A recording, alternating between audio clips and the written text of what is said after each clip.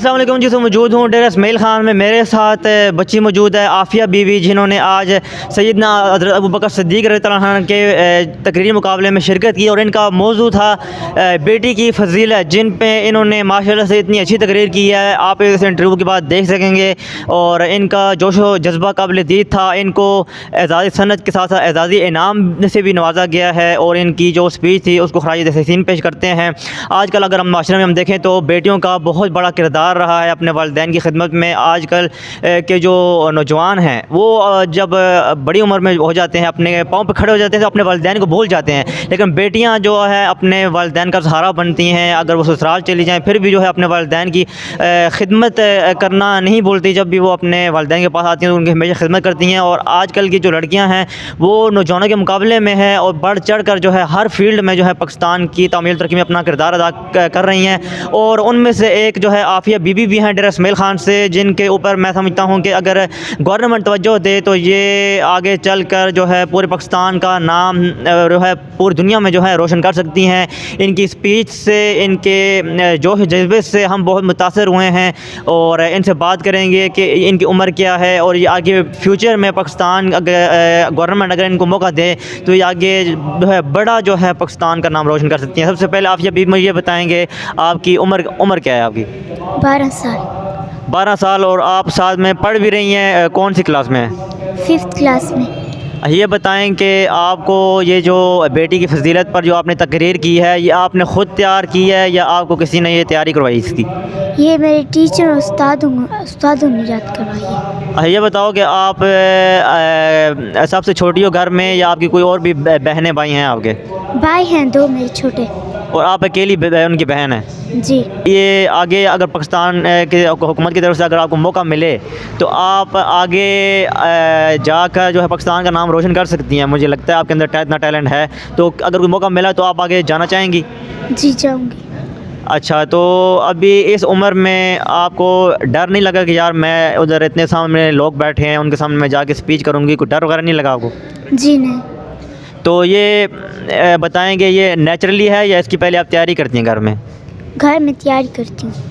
अच्छा, तो ये आफ़िया बीबी इनसे बातचीत की है तो इन्होंने माशाल्लाह से तकरीर जो की है बहुत ही इंस्पिरेशनल थी।